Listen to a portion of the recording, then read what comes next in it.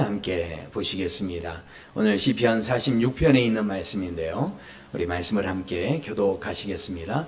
하나님은 우리의 피난처시요 힘이시니 환난 중에 만날 큰 도움이시라.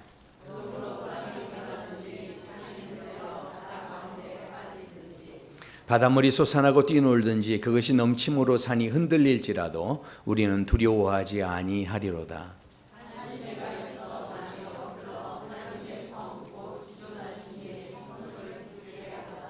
하나님이 그 성 중에 계심에 성이 흔들리지 아니할 것이라. 새벽에 하나님이 도우시리로다.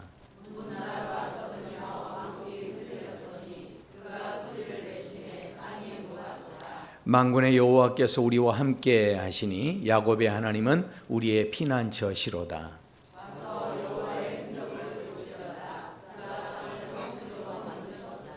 그가 땅끝까지 전쟁을 쉬게 하심이여 활을 꺾고 창을 끊으며 수레를 불사르시는도다.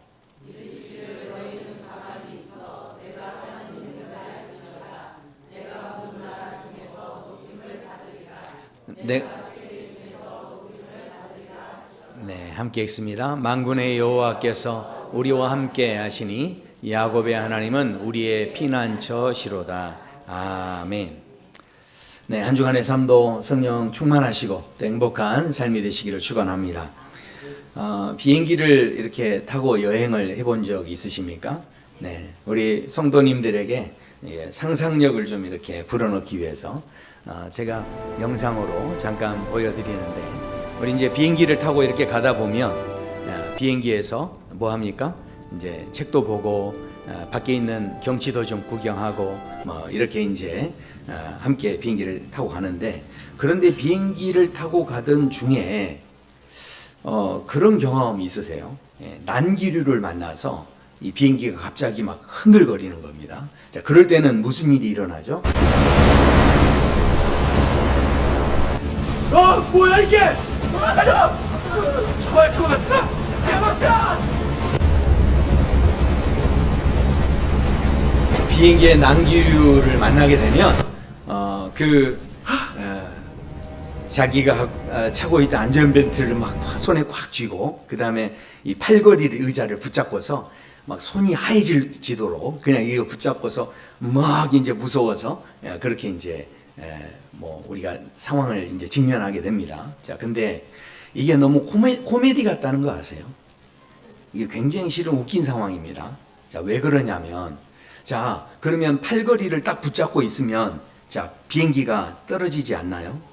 자, 팔걸이에 막 힘을 더 많이 주면 줄수록 비행기가 위로 다시 솟구쳐 오를까요? 아니죠. 아무리 내가 팔걸이를 붙잡고 있어도 실은 비행기 안전하고는 이게 아무 상관이 없습니다. 내가 꽉 붙잡는다고 해서 뭐가 더 좋아지고 뭐 그런 게 아니죠. 왜냐하면 만약에 비행기가 진짜로 떨어지게 되면 그러면 이 팔걸이는 기체의 부속품에 불과하기 때문에, 그래서 전혀 실은 이것은 도움이 되는 것이 아닙니다. 그런데도 불구하고 우리는요, 이 팔걸이를 꽉 붙잡고서 막 손이 하얘지도록 이렇게 막 힘을 줘서 이렇게 붙잡고 버티려고 합니다. 자, 왜 그러느냐? 심리적으로 보면 통제력의 착각이에요.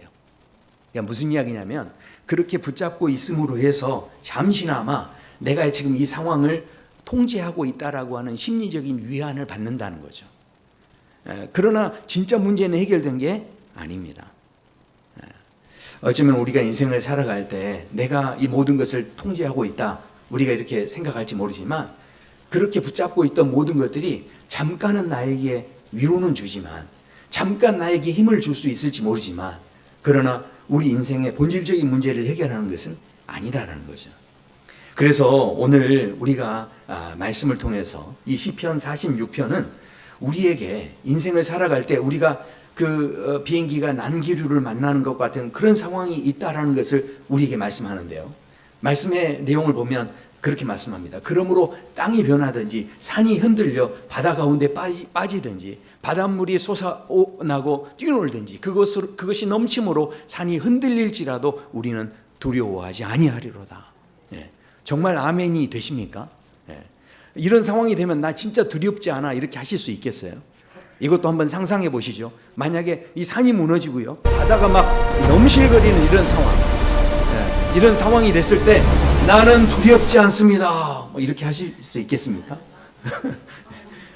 아마 우리 모두는 다 막 어떻게 됐든 지푸라기라도 이렇게 잡고 싶은 심정으로 뭔가 딱 붙잡아야만 되겠다는 마음으로 그렇게 비행기에서 이 팔걸이를 붙잡듯이 아마 그렇게 우리가 힘을 주면서 아마 살 겁니다.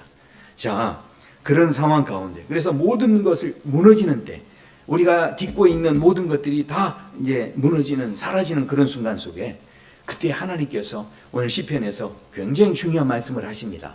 이렇게 말씀하세요. 너희는 가만히 있어 내가 하나님됨을 알지어다. 아멘. 네. 가만히 있으라고요. 지금 보니까 아멘이 안 나오잖아요. 네. 막 이런 상황이 되면 정말로 내가 가만히 있을 수 있을까요? 그게 아니죠. 아니 지금 땅이 무너지고 있고 산이 막 무너지고 바다에 곧 빠지게 돼 있고 막 이런 상황이 되면 뭐라도 막 살겠다고 내가 붙잡아 보는 거지. 가만히 있는 게 가능하겠습니까? 이게 절대 가능하지 않은 거죠. 그런데도 하나님께서는 가만히 있으래요. 근데 오늘 말씀을 통해서 이 비밀을 깨달으면 우리 안에 놀라운 하나님의 세계가 경험되는 그런 은혜가 있게 될 줄로 믿습니다. 네. 자, 그렇다면 첫 번째 생각해 보셔야 돼요. 왜 우리는요, 하나님을 늘 멀리 있는 분으로 착각하는가 하는 겁니다. 말씀에 보면 이 말씀의 시작이 이렇게 돼 있어요. 하나님은 우리의 피난처시요 힘이시니 환난 중에 만날 큰 도움이시라. 너무 귀한 말씀이죠. 많은 분들이 이 말씀을 암송하고요. 그리고 이 말씀을 찬양으로도 만들어서 우리가 부릅니다. 너무너무 사람들이 이렇게 좋아하는 말씀 중에 하나인데, 자, 그런데 이렇게 말씀을 하시는데, 그런데 하나님께서 우리를 도우신다. 솔직하게 말해서 하나님이 우리를 도우신다, 이 말을 이해한다는 게 굉장히 중요한데, 하나님께서 큰 도움이 되신다는 겁니다. 그런데 우리가 생각하는 하나님은, 우리가 이 하나님이 살아계셔서 나를 도우신다라고 할 때 우리는 언제 그것을 실감하죠? 솔직하게 이야기해 보세요. 그것은요, 내가 막 기도를 열심히 했는데, 그런데 하나님께서 이 기도에 대해서 딱 그 응답해 주셔가지고 문제가 해결이 된 거예요. 그러면 우리는 하나같이 뭐라고 합니까? 하나님은 살아계셔. 그렇게 이야기하죠. 그리고 심지어는 내가 몹쓸 병에 걸려서 그렇게 아팠는데, 근데 기도했어요. 근데 하나님께서 나를 고치신 거예요. 그러면 그야말로 진짜 하나님은 살아계신다. 이러면서 우리가 너무너무 좋아하겠죠. 이게 바로 현실적으로 우리가 살아갈 때 하나님을 체험하는 실제적인 방법입니다. 제가 이 방법이 잘못됐다는 게 아니에요. 이런 방법으로만 우리가 하나님을 알아가다 보니까 그렇게 해야만 하나님을 느끼는 그런 구조가 딱 되면 그 다음에 무슨 일이 생기느냐? 하나님은 서비스 제공업자가 되는 거예요. 이게 무슨 이야기입니까? 우리가 이제 물건을 사실 때도 뭔가 필요한 게 있으면 이렇게 주문서를 넣지 않습니까? 그러면 그 주문서에 따라서 이제 배송이 돼서 물건이 오게 됩니다. 그러니까 이런 구조인 거죠. 우리가 문제가 생길 때도 하나님 앞에 막 그 문제를 가지고 주문을 넣는 거예요. 그러면 하나님께서 거기에 응답으로 우리에게 배송을 해 주시는 거예요. 그러니까 늘 이런 구조로만 하나님을 생각하면 그 프레임에 딱 갇히면 사람이 어떻게 됩니까? 그러면요, 하나님이 살아계십니다. 이렇게 이제 응답하고 좋아하다가 배송이 안 되면 어떻게 되죠? 그러면 이제 하나님은 안 계시나 봐. 이렇게 되는 거예요. 자, 그러니까 근데 그 구조에 진짜 치명적인 약점이 하나 더 있습니다. 그게 뭐냐면 늘 그렇게 뭔가 내가 배송을 받는, 그래서 하나님의 응답을 받는 식으로만 내가 생각을 하면 하나님은 어떤 분이시냐면 멀리 계시는 분이세요. 왜 그렇습니까? 우리 배송하시는 분들이 늘 우리 가까이 있나요? 그렇지 않습니다. 그분들은 다 물류센터에 있는 거죠. 그리고 우리가 뭔가 필요한 일이 있을 때, 그 필요한 일이 있을 때 이걸 주문을 넣으면, 그러면 이제 우리에게 이렇게 다가오게 되는 겁니다. 그렇죠.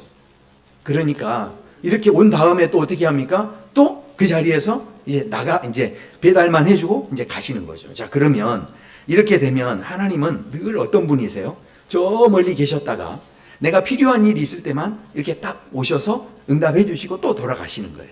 이제 이런 구조가 되는 거죠. 그러면 늘 하나님을 우리가 생각할 때 CCTV 보고 계시는 하나님, 그리고 관제탑에서 모든 상황을 지켜보시고 계시다가 기도 열심히 하네. 그러면 내가 응답해 줘야지. 이런 식으로만 우리가 하나님을 생각하는 거예요. 그러니까 위기를 만나고 어려움이 닥치면 우리는 다 하나같이 뭐라고 생각하냐면 마음이 굉장히 두려운 거예요. 왜 그렇습니까? 아직 하나님은 멀리 계시니까. 그러면 내가 하나님 앞에 그래서 내가 더 기도해야지 이렇게 생각하는데 이렇게 두렵고 무섭고 위기를 만날 때마다 우리가 그런 마음이 드는 이유는 나는 여전히 혼자라고 느끼기 때문이죠. 자, 그런데 오늘 본문에서는요 이렇게 말씀합니다. 그 도움이 되시는 하나님, 큰 도움이 되시는 하나님은 어떤 분이시냐? 오늘 시편 기자가 이렇게 고백합니다. 하나님이 그 성중에 계심에, 그렇게 고백합니다. 그 성중에, 이 말은요 이 성의 가장 깊은 안쪽이라는 말이에요. 그러니까 하나님께서는, 이 말은 그 성 안에, 성 밖에 계시는 분이 아니고 우리가 가지고 있는 가정의 그 중심 속에, 우리가 머물고 있는 그 직장의 가장 한복판에 누가 계시냐면 하나님이 계시다는 거예요. 네. 자, 보십시오. 지금 그런 게 안 느껴지니까 지금 전혀 반응이 없잖아요. 평상시에 늘 하나님은 관제탑에 계시고, CCTV 보고 계시고, 이런 분으로만 지금 생각했기 때문에 이게 지금 마음에 와닿는 이야기가 아닌 거예요. 그런데 오늘 본문에서 그래서 시편 기자가 이렇게 이야기합니다. 새벽에 하나님이 도우시리로다. 야, 저는요 이 말씀을 이렇게 보면서 얼마나 유혹을 받았는지 몰라요. 이 말씀은 너무 좋은 말씀이죠. 제가 어떻게 하면 좋습니까? 야, 우리 성도님들에게 언제 오시면 응답받아요? 아, 그렇죠. 새벽기도 오늘 내일부터 새벽기도 열심히 하시면 응답받는 줄로 믿습니다. 감사합니다. 네. 그러니까 우리 이렇게 말하면 얼마나 좋겠어요. 그런데 오늘 본문은 그런 의미가 아니에요. 새벽에 도우시리라. 지금 이 말은요, 하나님께서 지금 우리가 하루 24시간을 생각하실 때 가장 어두운 시간이 언제입니까? 새벽이죠. 그러니까 그 새벽, 우리가 생각하는데 내 인생의 가장 어두운 시기, 내 인생의 가장 막막한 그런 시기, 어쩌면 그런 시기 속에도, 그런 자리 속에도 하나님은 이미 와 계신다는 거예요.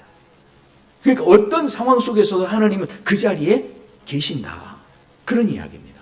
그러니까 오늘 그런 의미로 이 말씀을 하십니다. 그런데 우리는요 늘 하나님이 언제 계시냐면, 주말에 마트에 갔어요. 그런데 사람들이 너무 많아가지고 자리가 하나도 없는데, 그런데 세상에 딱 갔는데 나를 위한 빈 자리가 하나 딱 생긴 거예요. 그러면 우리는 대부분 뭐라고 합니까? 할렐루야, 임마누엘의 주님이 나와 함께 하시네, 이렇게 생각하죠. 그런데 돌아오는 길에 이제 차가 너무 막혀가지고 이 거북이처럼 이제 앞으로 진행해 나갈 수 없는 그런 상황이 생겨서 이제 뭐 너무너무 이렇게 차가 밀려서 답답한 거예요. 그러면 우리는 어떻게 생각합니까? 아까 감사했던 그 표정은 다 사라지고 한순간에 뭐가 되죠? 도대체 하나님은 어디 계십니까? 그렇게 되는 거죠. 자, 4절에 보면요, 그래서 더 놀라운 말씀을 하십니다. 한 시내가 있어 그것이 성소를 기쁘게 하는도다, 이렇게 말씀합니다. 그러니까 지금 이 한 시내라고 표현하고 있는 것은 무슨 의미냐면, 고대 세계에 있어서 이 바벨론이 그 가지고 있었던 바벨론 사람들에게 가장 기쁨이 되는 건 뭐냐면 시내였어요. 시내가 뭐냐면 유브라데스 강을 이렇게 끼고서 문명이 자랐기 때문에, 그리고 이집트 같은 경우는 나일강이 그들에게 생명이었죠. 그러니까 이 시내라는 것은요 생명의 의미가 있습니다.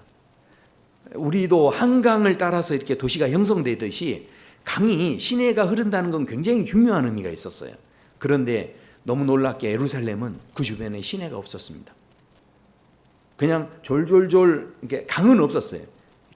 작은 시내는 있었을지 모르지만 강은 없었어요. 그런데 이 강물이라는 게 도대체 뭐냐? 주변에 있는 강대국들에게 기쁨이 되고 강대국들에게 힘이 되고 이렇게 되어졌는데, 그런데 예루살렘에는 그 힘이 될 만한 생명이 없었다는 거예요. 그런데 너무 놀랍게도 그 생명이 누가 되셨느냐? 바로 하나님이셨다는 거예요. 하나님께서 그 시내가 되어주셨다라는 거죠. 그래서 하나님께서 시내가 되어주셨다는 것은 어떤 의미가 있냐면, 그곳에 하나님이 임재하셨다는 거죠. 우리가요 하나님이 임재를 느낀다는 것, 이것이 얼마나 중요한지 모릅니다. 오늘 제가 드리는 이 말씀은요 결국은 우리의 진짜 기쁨은 외부적인 조건에 있지 않다는 거예요. 강은 마르면 끝납니다. 이게 기뻤을지 모르지만 다 말라버리면 우리의 기쁨은 사라지는 거예요. 그러나 하나님께서 임재하셔서 주시는 기쁨은 사라지지 않는 기쁨이고요. 그 송소에서 끝까지 흘러넘치는 기쁨이에요. 그래서 그런 놀라운 기쁨과 은혜가 저와 성도 여러분의 삶 속에서 경험되기를 소원합니다. 예.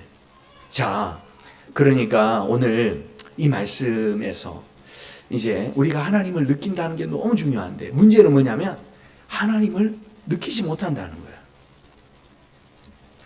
지금 우리 성도님들 이 상황 속에서 이렇게 눈에 보이지 않으니까 이게 잘 안 느껴지실 수 있어요. 그런데 저는 지금 뭘 느끼냐면, 이 상황 속에서 저희 손녀가 뒤에서 막 울고 있으니까 저희 딸이 지금 안절부절하지 못하고 뒤를 지금 이렇게 서성거리는 막 이런 그 긴장감과 긴박함과 어쩔 줄 몰라 하는 이 땀을 막 식은땀이 막 흐르는 이런 상황들이 저에게 고스란히 느껴지는 거예요. 그러니까 생각해 보세요. 우리가 살아가면서 내가 없다고, 내가 안 느낀다고 없는 게 아니에요. 지금 이 상황 속에서도 그런 어떤 영적인 흐름을 제가 이렇게 느끼는 것처럼 하나님의 임재를 느낀다는 것이 우리 인생에 지금 얼마나 중요한 건지 모릅니다. 그래서요, 제가 이것은요, 너무 신비한 부분이어서 제가 함부로 설명할 수가 없어요. 그래서 제가 비유를 들어서 성경에서의 상황으로만 제가 설명할 수 있어요. 성경에 보면 야곱이 에서를 피해서, 자기 형 에서를 피해서 외삼촌 라반의 집으로 도망을 갈 때 그 신세가 얼마나 처량했겠어요. 그 밤에 광야에 혼자 갔을 때 그 상황이 이렇습니다. 내 신세가 처량하구나. 그러면서 돌 베개를 베고서 이렇게 잠이 들어있는 이 야곱에게 하나님께서 나타나셔서 이 사닥다리를 보여주시고 그 환상을 통해서 천사가 위로 오르락 내리락 하는 장면을 보여줍니다. 그리고 그 장면 뒤에 하나님께서 뭐라고 하시냐면, 내가 너와 함께 있다, 이렇게 말씀하세요. 그때 이 야곱이 잠에서 깨어나서 뭐라고 하냐면, 여호와께서 이곳에 계시거늘 내가 알지 못하였도다, 그렇게 고백합니다. 하나님께서는 이미 계셨다는 거예요. 야곱과 계속 함께 하셨다는 거죠. 그런데 야곱이 느끼지 못하고 있다가 하나님을 느꼈다는 겁니다. 생각해 보십시오. 엘리사의 종도 마찬가지였어요. 아람 군대가 둘러싸서 이스라엘을 너무 힘겹게 하는 상황이 있었는데, 그때 엘리사의 종이 이것을 보면서 이런 이야기를 합니다. 엘리사님 아람 군대가 이스라엘을 에워쌌습니다. 그러면서 너무너무 두려운 그런 상황 가운데 있는데 엘리사가 그때 하늘을 향해 기도하기 시작합니다. 그러면서 이 종의 눈을 열어주시옵소서 기도하는데요, 그 열어서 보게 해달라고 기도할 때 무슨 일이 생기냐, 바로 이 종의 눈에 그 온 산에 하나님의 불말과 불병거가 가득하게 있는 것을 보게 됐다라는 거죠. 그렇다면 지금 그 전에는 없었습니까? 아닙니다. 그 전에도 계속 있었다는 거예요. 그러나 보지 못했었고 느끼지 못했을 뿐이라는 거죠. 다니엘을 생각해 보십시오. 다니엘의 세 친구가 풀무불에 던져졌을 때 그때 많은 사람들이 그 상황을 보면서 지금 이 사람들이 이제 죽었다라고 생각했는데, 그런데 세상에 그 풀무불 안에 이 느부갓네살 왕이 뭘 보냐면 이 신기한 현상을 봅니다. 분명히 세 사람을 던졌는데 네 사람이 있는 거예요. 그래서 느부갓네살 왕이 이렇게 고백을 합니다. 내가 보니 결박되지 않은 네 사람이 불 가운데서 걸어 다니는데 넷째의 모양이 하나님의 아들과 같도다, 그렇게 고백을 합니다. 그러니까 하나님의 아들이 밖에서 구경만 하고 계신 게 아니었다는 거예요. 관제탑에 앉아서 그냥 상황만 지켜보고 계신 게 아니었다는 겁니다. 실은 그들 안에서 함께, 그 불 가운데 함께 거하시는 그런 모습으로 우리에게 나타나 주셨다라는 것이죠. 그러니까요, 우리가 지금 생각하셔야 됩니다. 내가 지금 비록 느끼지 못해도, 내가 눈으로 보지 못해도 내 삶 속에 하나님께서 함께 하심을 우리가 이게 안다는 것, 깨닫는다는 것, 이것이 얼마나 중요한지 모릅니다. 이 모든 사람들의 공통점이 뭐냐면 하나님이 한 번도 떠나신 적이 없었다는 거예요. 그래서 우리가 이 하나님이, 그런데도 불구하고 내가 지금 하나님이 느껴지지 않는다는 건 왜 그렇겠습니까? 그것은 바로 아직도 우리는요, 어디를 붙잡고 있냐면 내 팔걸이를 붙잡고 있는 거예요. 이것을 붙잡고 있으면 내가 안전할 수 있다라고 생각하는 거예요. 그러나 그것은 잠시 나에게 위안을 줄 뿐인 거지 나를 진짜 안전하게 하는 것은 아닙니다. 그래서 오늘 말씀에서 우리 하나님이 어떤 분인가를 이제 말씀하시는데, 이 말씀에 이어지는 말씀이 6절에서 이런 말씀을 합니다. 문나라가 떠들며 왕국이 흔들렸대요. 너무너무 지금 혼란 가운데 있는 거죠. 너무너무 지금 어려운 가운데 있는 겁니다. 그런데 세상에 하나님께서 한 말씀만 해버리시면 그 땅이 다 녹아버린대요. 우리 하나님이 그런 분이시라는 거예요. 그리고 우리 하나님은 어떤 분이시냐? 그 뒤에 말씀하는데요. 와서 여호와의 행적을 볼지어다. 하나님이 어떤 분인지 보라는 거예요. 우리 하나님께서 전쟁을 끝내게 하실 수 있는 분이시라는 겁니다. 이 땅에 어떤 것도 할 수 없는 일을 누가 하시냐면 하나님께서 하세요. 군대가 전쟁을 끝내는 게 아닙니다. 실은 전쟁을 끝내실 수 있는 분은 하나님이세요. 그리고 하나님께서 말씀하시죠. 활을 꺾으실 수 있는 분이 누구시냐? 하나님이시라는 거예요. 그리고요, 창을 끊으실 수 있는 분이시고요. 우리 하나님께서는 수레를 다 불사르실 수 있는 분이시다라는 것이죠. 이 모든 것을 하나님께서 하신다는 겁니다. 그래서 하나님께서 뭐라고 하시냐면 10절에서 이렇게 말씀합니다. 너희는 가만히 있어.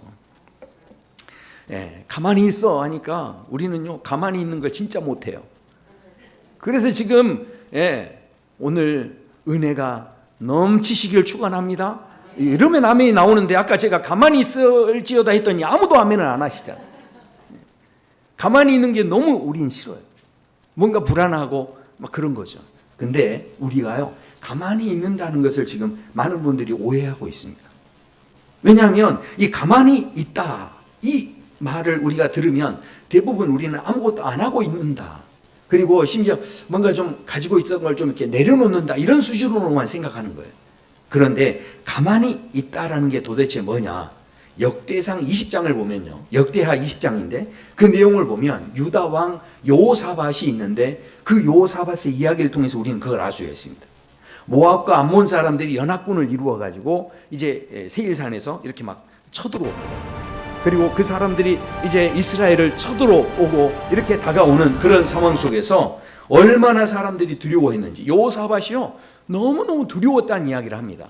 그래서 하나님 앞에서 낫을 향하고 하나님 앞에 막 간구하는데요, 그러면서 이 온 백성들에게 금식하라고 그렇게 공포를 하게 됩니다.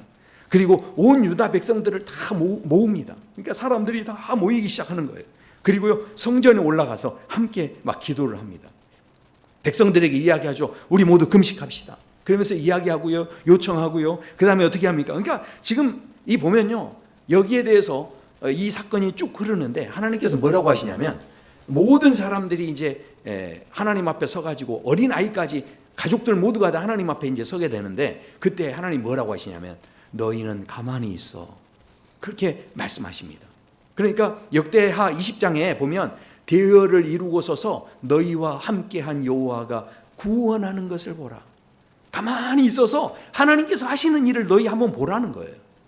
자, 그런데 이 말씀의 흐름을 보면 가만히 있는다는 게 아무것도 안 하는 게 아니었다는 거죠. 이스라엘 백성들은 지금 뭘 한 거냐면 가만히 있긴 했어요. 누구한테요? 적군을 향해서 공격하거나 적군을 향해서 야유하거나 이렇게 하진 않았어요. 거기에 대해서는 가만히 있었지만, 가만히 있는다는 게 뭐였냐면 바로 더 적극적으로 금식하고 더 적극적으로 하나님 앞에 나아가고 온 가족을 하나님 앞에 세우고 온 백성들을 불러 모아서 하나님 앞에 설 수 있도록, 그러니까 이 가만히 있는다는 건 뭐였냐면 더 하나님을 향해서 그 삶의 모든 방향을, 적군이 몰려오고 있지만 적군을 바라보고 있는 게 아니고요, 그 바라보는 방향 자체를 누구로 향한 거냐면 하나님을 향해 나갔다라는 거죠. 그런데 이 하나님을 향해 나가는데 더 놀라운 게 있습니다. 그 뒤에 보면요, 이 사람들이 나중에 하나님 앞에서요 찬양단을 세워요. 아니, 전쟁이 일어나고 적군이 몰려오는데 그 앞에 무기를 들고 방패를 들고 나가야 되는데 그렇게 하지 않고 그 앞에 찬양단을 세워가지고 뭐라고 노래하냐면 여호와께 감사하세, 그의 인자하심은 영원하도다 하면서 막 찬양을 하기 시작했다는 거예요. 그런데 그 찬양이 이루어질 때, 이게 보세요, 이게 상상해 보면 이게 미친 일 아닙니까? 이게 정상입니까? 아니죠. 그 창을 들고 있는 그 군대 앞에서, 병거 앞에서 예, 찬양대를 조직해서 찬양을 했다니요. 이게 말이 안 되는 이야기죠. 그러나 그렇게 찬양했을 때 그 찬양이 시작되는데 무슨 일이 생기냐?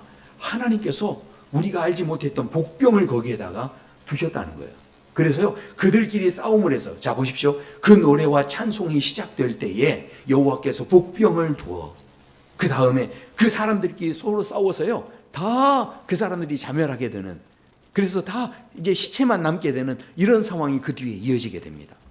그러니까 이게 무슨 이야기입니까? 가만히 있는다는 것. 그것은요, 아무것도 안 하는 게 아닙니다. 그것을 통해서 뭐 했다는 겁니까? 예, 이 사람들이 나중에 이 싸움에서요, 손 한 번 안 대고 이 전쟁에서 이겼는데 전리품을 거두는 데만 3일 걸렸대요. 그러니까 엄청난 싸움에서 이기게 된 거죠. 이 놀라운 은혜. 야, 이래도 아멘을 안 하시네요. 이것이 바로 하나님 안에서 너희는 가만히 있어. 가만히 있는다는 것이 이런 놀라운 은혜가 있다. 나는 가만히 있었는데 하나님께서 복병을 두셔가지고 전리품을 하루 거둔 게 아니고요, 이틀 거둔 게 아니고요, 3일이나 거두게 하셨다니까요. 할렐루야. 네, 너무 놀라운 은혜죠. 이게 사람의 생각으로 상상할 수 있는 일이 아닌 겁니다. 그런데 너무 놀라운 것은 바로 이 사람들이 하나님을 향하기 시작했을 때 그 일을 경험하는 당사자가 되게 하셨다라는 겁니다. 사랑하는 성도 여러분, 저는요, 저와 성도 여러분이 인생을 살아가실 때 정말 이 말씀대로 여호와가 나와 함께 하시니 내가 하나님 앞에서 가만히 서서 가만히 있어 하나님이 하나님됨을 알게 되는 그런 은혜가 있게 되길 소원합니다. 자, 그런데 또 아멘은 하셨지만 제가 속은 알아요. 왜냐하면 목사님 여호사밧은 대단하고 훌륭해서 그렇게 했는지 모르지만 저는 또 교회 문턱 나서면 또 인간인지라 솔직히 또 막 흔들리면 어떻게 하죠? 또 이렇게 붙잡고 그렇게 살아가는 우리의 모습이 실은 있다라는 거죠. 자, 그런데 오늘 본문에서 아주 중요한 말씀을 하십니다. 뭐라고 하시냐면 내가 문 나라 중에 높임을 받으리라. 내가 세계 중에 높임을 받으리라. 우리가 노력해서 하나님이 높아지시는 게 아니라는 거죠. 하나님은요, 얼마든지 스스로 높임을 받으실 수 있다는 거예요. 자, 그래서 그 뒤에 이제 말씀을 보면 우리가 읽었던 말씀에 7절의 말씀에 만군의 여호와께서 우리와 함께 계셨다 했는데 어느 때 함께 계셨냐면 문 나라가 떠들며 왕국이 흔들렸을 때, 그러니까 우리가 환난을 당하고 여러 가지 어려움이 있을 때도 우리와 함께 하셨는데 그 만군의 여호와께서 또 함께 하셨다는 걸 반복을 합니다. 그래서 7절의 말씀이 똑같이 반복이 되는데 어디서 반복이 되냐면 11절에서 말씀해요. 만군의 여호와께서 우리와 함께 하시니. 이때는 언제입니까? 전쟁이 다 끝난 거예요. 그러니까 전쟁 중에도 함께 하셨고 어려움 중에도 함께 하셨고 어려움이 끝난 다음에도 함께 하셨다는 거예요. 그러니까 하나님은 그렇게 함께 하셨다는 거죠. 자, 그런데 여기서 특별한 게 나옵니다. 야곱의 하나님이 우리의 피난처시다, 이렇게 표현하고 있어요. 야곱의 하나님. 아니, 왜 갑자기 야곱의 하나님일까요? 야곱이 어떤 사람이냐면 평생 움켜쥐고 살았던 사람이에요.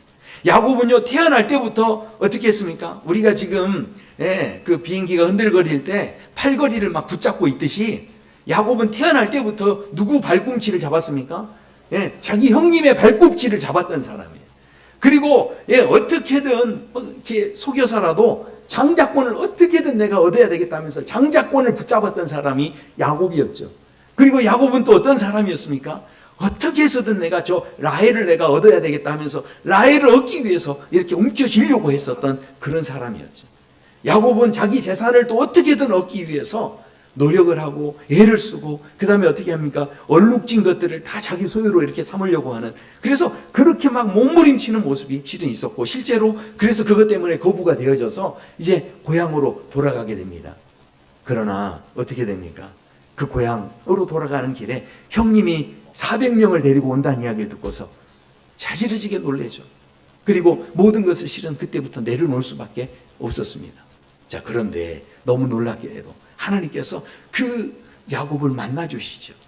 근데 그 만났을 때도 하나님을 놓지 않고 막 붙잡고 있는 거예요. 근데 이번엔 달랐습니다. 자기 팔걸이를 붙잡고 있었던 게 아니에요. 이번엔 누구를 붙잡습니까? 하나님을 붙잡았죠. 방향을 바꿔서 하나님을 향하는데 그때 하나님께서 어떻게 하십니까? 이스라엘에게 물질적인 축복이 아니에요. 그 차원을 넘어서는 영적인 축복을 허락하시죠. 그리고 이름을 바꿔주십니다. 결국 이 말씀은 무슨 이야기입니까? 하나님께서 비록 우리가 야곱 같을지라도 우리와 함께 하신다는 거예요. 그 사람을 포기하지 않으신다는 거죠. 그러니까 그 사람에게 뭐가 돼주시겠다는 겁니까? 피난처가 돼주시겠다는 거예요. 오늘 이 말씀을 우리가 보면서 다시 한번 생각하셔야 돼요.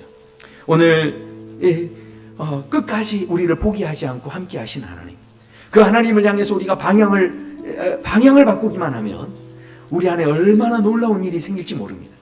마태복음 27장에 보면요, 실제로 오늘 본문에서 산이 흔들리고 막 바위가 터지고 하는 이런 일이 실제로 일어났어요. 바로 예수님께서 십자가에 달리셨을 때 이에 성소 휘장이 위에서부터 아래로 찢어져 둘이 되고 땅이 진동하고 바위가 터지고 하는 이런 이제 현상들이 실은 일어나게 되죠. 그런데 그 십자가에서 예수님께서 어떻게 하십니까? 그 자리에서 내려오셔서 막 기적을 일으키시고 그 원수를 갚으시고 이렇게 하신 게 아니었어요. 오히려 두 손을 활짝 펴시죠. 그리고 그 못자국을 그 못 박힘을 그대로 허락하시죠. 그런데 너무 놀라운 것은요, 그렇게 못 박히셨던 그 예수님께서 뭘 하신 겁니까? 실은 그 십자가의 사건이 바로 모든 인류를 향해서 손을 벌리신 거예요. 내가 너의 피난처다. 내가 너의 안식처다. 세상 어디에서도 네가 붙잡아 보지 못한, 네가 아무리 붙잡으려고, 네가 아무리 안전하려고 그렇게 붙잡고 있는 팔걸이, 결국은 그것은 잠시 위안을 줄지 모르지만, 그러나 내가 주는 위로는, 내가 주는 평안함은 흔들리지 않는 평안함이다. 그러면서 그 십자가에서 그것을 다 감당하시고 우리를 향해서 두 손 벌려 주고 계시는 그 예수님이 계신다라는 거죠. 그래서요, 오늘 말씀에 보면요, 내가 하나님됨을 알지어다, 이것은요 아무것도 하지 말라는 게 아니에요. 바로 우리가요 살아가는 그 모든 삶의 자리에서 하나님이 어떤 분인지를 계속 알아가기 원하시는 거예요. 하나님을 알기 위해서요 예배도 드리고요, 찬송도 하고요, 하나님을 알기 위해서 모든 상황 속에서 우리가 하나님을 향해서 막 달려가기 시작하면 그 가운데서 하나님께서 이루시는 하나님 되심을 경험하게 하는 그런 놀라운 영적인 축복들을 우리가 경험하게 될 줄로 믿습니다. 그래서 그 예수님께서 마지막에 뭐라고 하십니까? 이렇게 말씀하시죠. 우리에게 두 못자국 난 그 손을 벌리시며 우리에게 말씀하셨습니다. 내가 너희에게 분부한 모든 것을 가르쳐 지키게 하라. 볼지어다 내가 세상 끝날까지 너희와 항상 함께 있으리라. 아멘. 우리에게 마지막에 예수님께서 부활하실 때 마지막에 하셨던 말씀이 내가 너희와 함께 하리라. 네.